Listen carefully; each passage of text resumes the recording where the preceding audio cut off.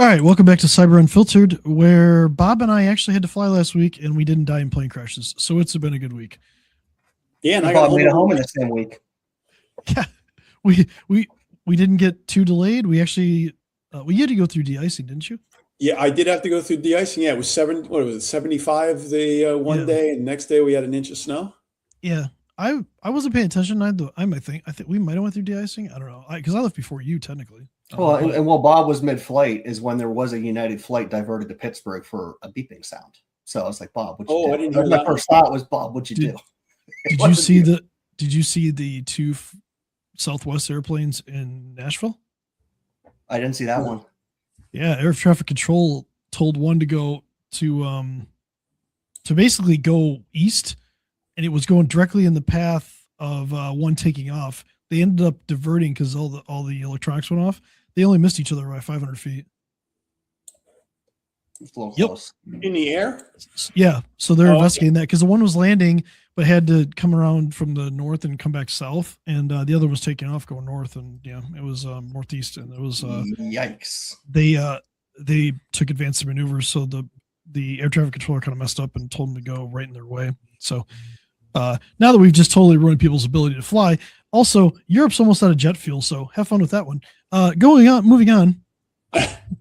Well, actually, I saw the air traffic control people are looking for gamers now to get new careers. I'll tell you what, the person I want directing my airplane is somebody who played Call of Duty. or Microsoft Flight Simulator. Let's go. Because they're quick. They're quick on the trigger. I'm assuming they're going to train them properly. Let's hope. Yeah, but all the gamers are used to hitting the button and getting a new life. Oh, jeez. Respawn. All right.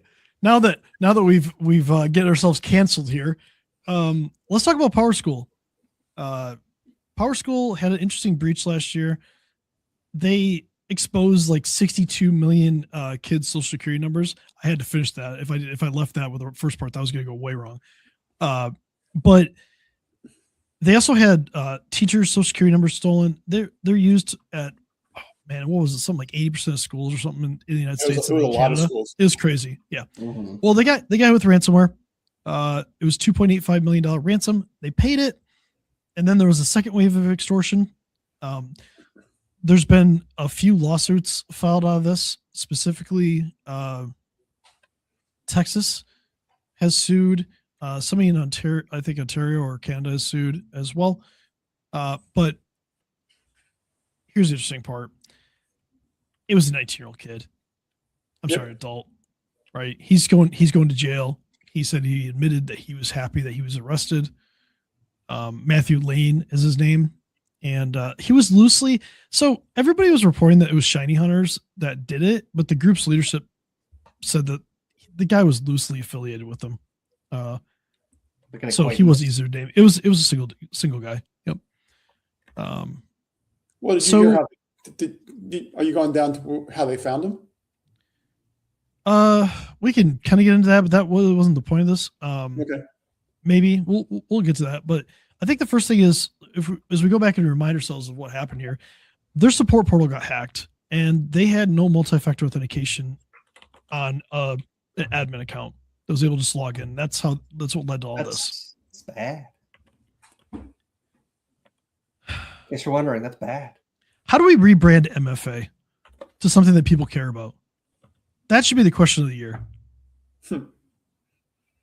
Save your ass. SYA. CYA. Yeah. So let's talk about this from a business perspective, right? This was not sophisticated attack initially. It was just stolen credentials in an unprotected portal.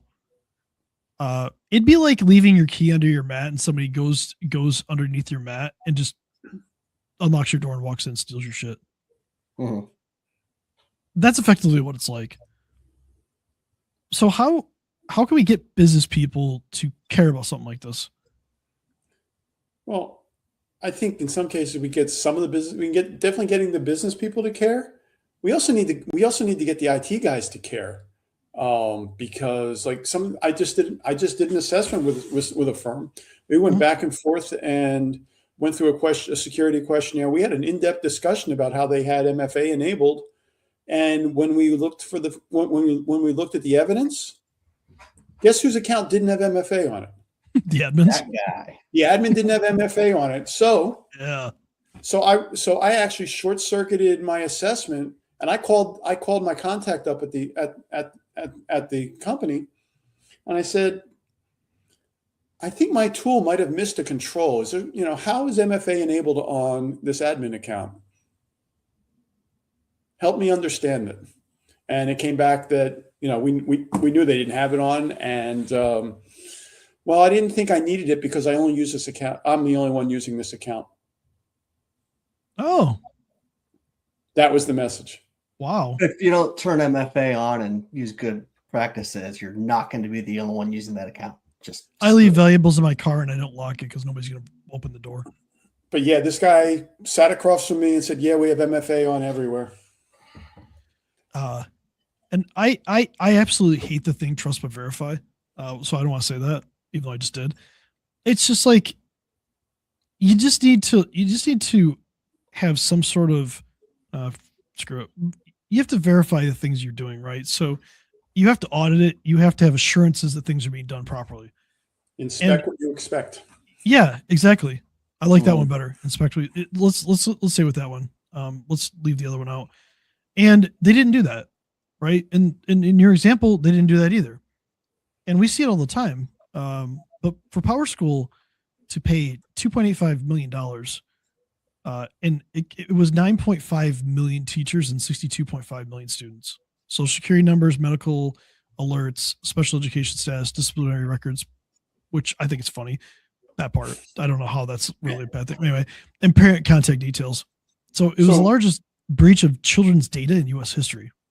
Yeah, all because they didn't do it. The other thing with that one that a lot of people missed was it was both current and former students, because the former students were still in the database, and people are like, oh, well, we just notified our students. Well, you didn't notify every student you've had for the past 10 years. Yeah. And so Matthew Lane, which he was a student at Assumption University, which, by the way, is the greatest name of university I've ever heard of, Assumption University. Yeah. He pleaded guilty to cyber extortion. He was sentenced to 4 years in federal prison. He has to pay $14.1 million in restitution and a $25,000 fine. Will he be able to pay that restitution when he gets out? It depends. Is he going to be allowed to be a white hat hacker, which is probably what he'll probably have to be? He'll probably have to work for a 3-letter agency, and they will just take his money until he pays it back. Obviously, he'll be able to live. Yeah, but a government employee rates, that'll be a lifetime. I'm not saying they won't be, but that's just what it's going to be like. So do you think that's enough for what happened for the 62 million children's data that got exposed, the 9.5 million teachers data that got exposed, the largest breach of children's confidential records in the U.S. history? Do you think that's enough? Probably not. I don't really know their revenue or how much it would hurt them, but I feel like it should hurt. Or the money to go to something to help fix it or something, make them hurt. So, but let's hold on for a second. So yeah, he got the data. What did he do with it? Where did the data end up? Was that data out there? That might be why it's mitigating some of it, but I don't know. True. So we go down to this. There's two plaintiffs here, right? There's the guy who did it, and there's Power School for being negligent. Okay. I don't think the guy got enough. I think in a country that we have mandatory minimums for drug sentences, which are absolutely insane, we lack holding people accountable for other things. Mm-hmm. Now, do I think that he should be put in jail for the rest of his life? No, he's a stupid 19-year-old man. Still old enough to know better, though. Right. But this is the largest breach of children's data in history, and it's 4 years. Really? And a $25,000 fine and $14.1 million of restitution? I mean, that's nothing. So now, if you're one of the parents, or your teacher, or you had your information stolen, here's where the lawsuits come in. This is where the legal avalanche comes in. Texas AG is suing them for failure to implement basic security controls like MFA and proper encryption. Despite marketing its products as meeting the highest security standards. Well, that may be true, but the support portal, I guess, wasn't included in that. Navant's privacy settlement, there was a $17.25 million settlement separate from the breach. They had PowerSchool had a Navient, I guess, college planning platform that was accused of embedding hidden third-party tracking from Google, Microsoft, and Heap to monitor student communications and harvest demographic data. This isn't part of the breach. This is just the same company. The class action lawsuit alleged that they had unlawful wiretapping and eavesdropping. PowerSchool seems like a really good company there. On top of that, Canada's Ontario Privacy Commissioner released a report finding the institutions failed to maintain reasonable security measures, international regulatory exposure on top of everything else. So PowerSchool is two things. It looks like they were spying on people on one platform, and they just didn't have good security posture in another that led to the largest breach of children's data in history. I feel like both of those are pretty significant issues. Oh, we're not done yet. Oh, this gets better. But wait, there's more. So what do you think? What do you guys think about these three angles? They have a failure to secure, a failure to respect privacy, and they failed to meet international standards. If you're a vendor with client data, should this tell you about your own exposure?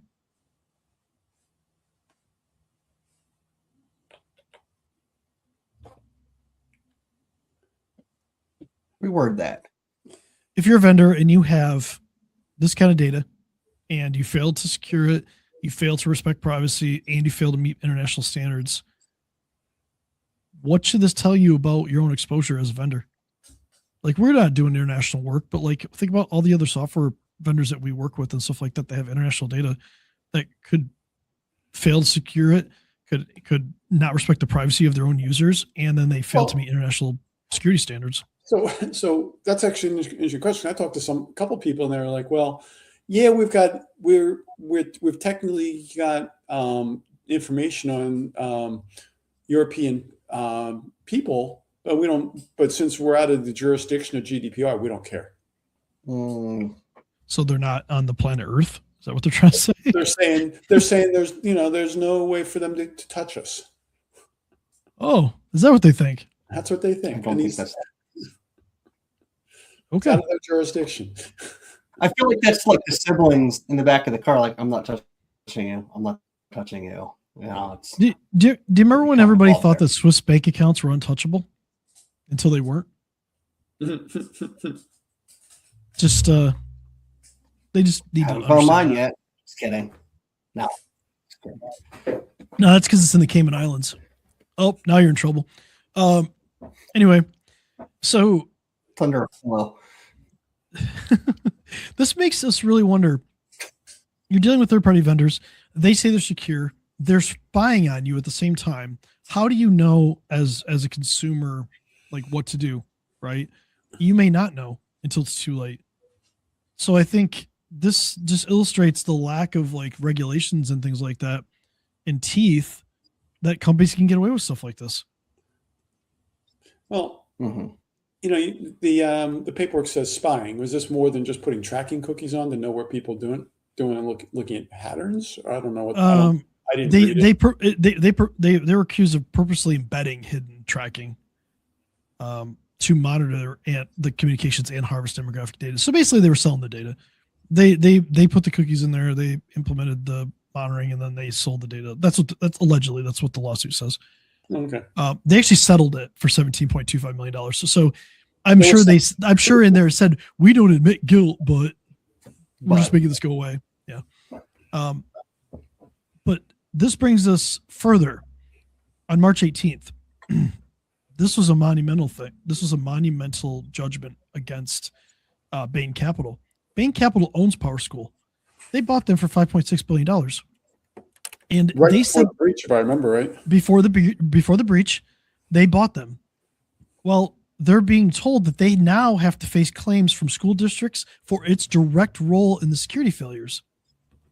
The court found that Bain exercised purposeful availment by issuing specific operational directives to PowerSchool before and after the acquisition, which included a 5% workforce layoff, offshoring critical cybersecurity and IT functions to a subcontractor whose credentials were the ones stolen that led to the breach in the first place. So the judge claims for negligence, aiding and abetting, and direct liability against the investor, the connection runs in a straight line.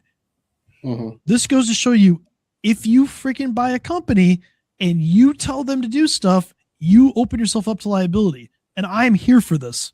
I'm absolutely here for this. I hope they get dumpstered on this, because I'm sick of everybody trying to put the veil of corporate liability and separating this and say, well, I didn't do anything. Yeah, well, not my problem.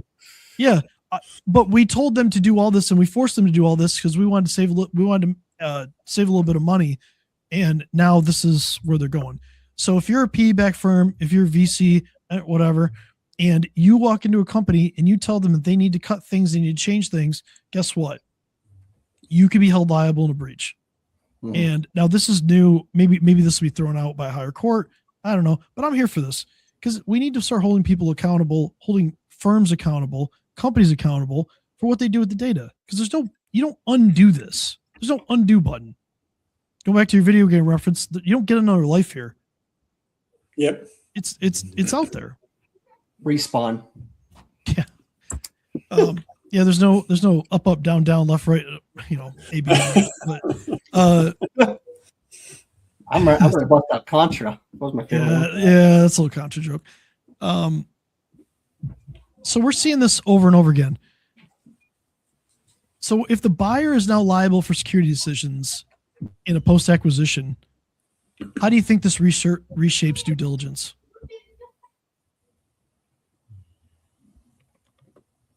Bob, what do you think? I feel like it needs to be part of it. I mean, that's that they're assuming that they're making changes to an environment before they even understand it, and they're just sending it out there and saying, "Hey, you got to cut 5% to make this a better deal," and so the books are better. That's crazy. Yeah, but I mean, the assessment and like the logging of it needs to be part of it, especially if there's government oversight on acquisitions and mergers and things like that. If this isn't part of it, this is obviously a problem. Like, what's interesting here to me is they had them do this before the purchase was final, and they made changes after the purchase was final, and then they tried to claim that they should be that should be dismissed. Judge didn't have any of that. They were managing it. Yeah, they were directly impacting that. Mm-hmm. Sure. So that's a new change. So now we have a situation where we had a ruling last year that if information on the dark web gets exposed, that is open for class action lawsuit, which is something new because it's considered public information at that point.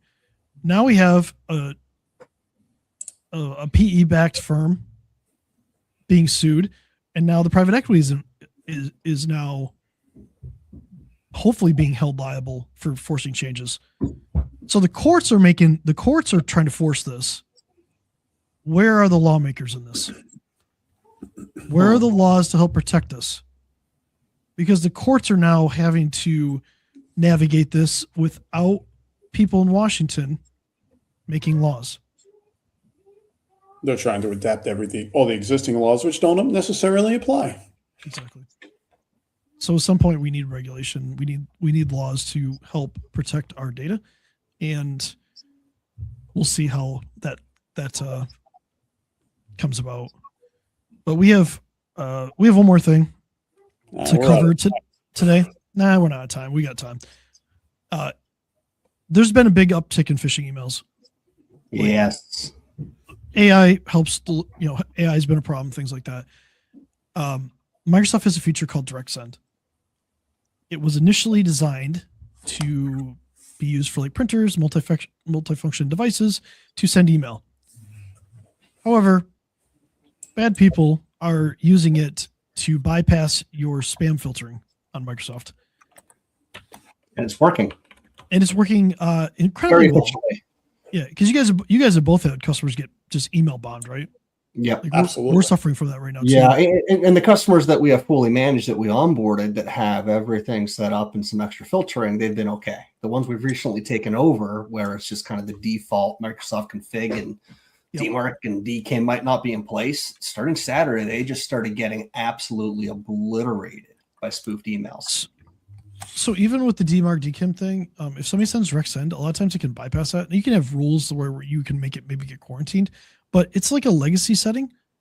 And if you're using something like an email gateway that sits in front of Microsoft, it just bypasses it.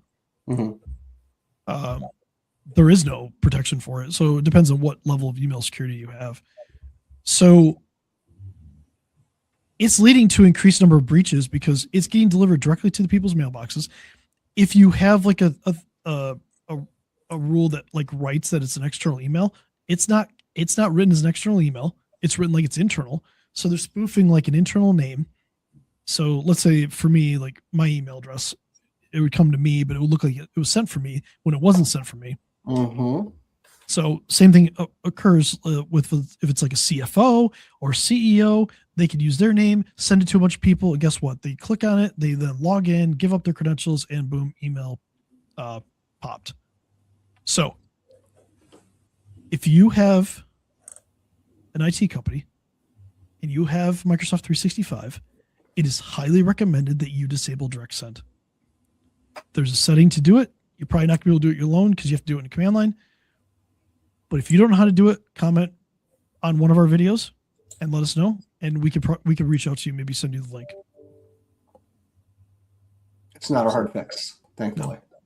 For that part, there's a lot more to it than that. But like for this part, it can reduce the number of times that an email is going to get delivered to somebody's mailbox and trick them. So we covered a lot today. Power School mostly. If you want us to talk more about this email with Microsoft Direct Send and like how it works, how it can bypass certain filters, we can definitely do that next week. Just let us know. But I think we're good this week. What do you guys get going on? You just got to go dig through my inbox. It's got a bunch of stuff in it. Hopefully not direct send emails. It is, and a bunch of inbox things. Copies of stuff from clients that said, "Hey, where'd this come from?" I hear you. So I had a somebody wasn't from Direct Send, but somebody called me yesterday. He goes, "I think my phone's been hacked." Oh. And I'm like, okay, what do you mean? Well, confirmation codes were showing up, and I wasn't asking for them. Turns out his email was compromised. He had some network solutions or a direct IMAP account or something, but bad guys got into his account and requested the password reset for both United and American Airlines. Didn't know you could buy MacBooks with United points, but apparently these guys sucked out 300,000 miles of frequent flyer miles to go buy a MacBook and get it shipped somewhere, and all because he had all his authentication codes back to his email. Mm-hmm. Goes back to people do simple things, and email and text-based verification still hurts. I wouldn't have thought of the value of that for buying product versus tickets. So not as easy. I guess it's like credit card points, right? I mean, at the end of the day, there's a value. You really apply to anything. Right? Yeah. On the American account, it was Target gift cards. Mm-hmm. We found those. I was like, go redeem them or at least report them. But they sent they were sending the physical laptop somewhere. God knows where. We had the address, but not that it mattered. It was not that it's going to get caught, but the product got stopped. But the guy was like, "How'd this happen?" I said, "You got fished." You said it was IMAP. It was IMAP. Did it have it? Well, IMAP wouldn't have MFA, so you're kind of like his credentials. Yeah. So you think Fisher's credentials got exposed somehow because you've reused the password 50 times. Yep. Man, that's a rough one. All right. So, by the way, if you want to send me 300,000 American Airlines miles, I'll take them and I'll send you my account number and you can just send them to me and I'll just go buy a MacBook. So RAM prices are killing me, guys. All right. Can you send me your login so I can verify your account number and make sure that it's accurate? Oh, I see what you did there. Yeah. and that's what looking at the emails that were in there. The guy went in and put the guy's email address in first, and United or an American came back and said, "Here's your frequent flyer number," and then it did a password reset on it, and back to the email. All right. Till next Man. time, I'm gonna go hack presses. Enjoy the rest of your week and knowing that somebody can hack your IMAP email really quickly. And if you want to know what that means, let us know. We can talk more about that next week. Cool. I guess.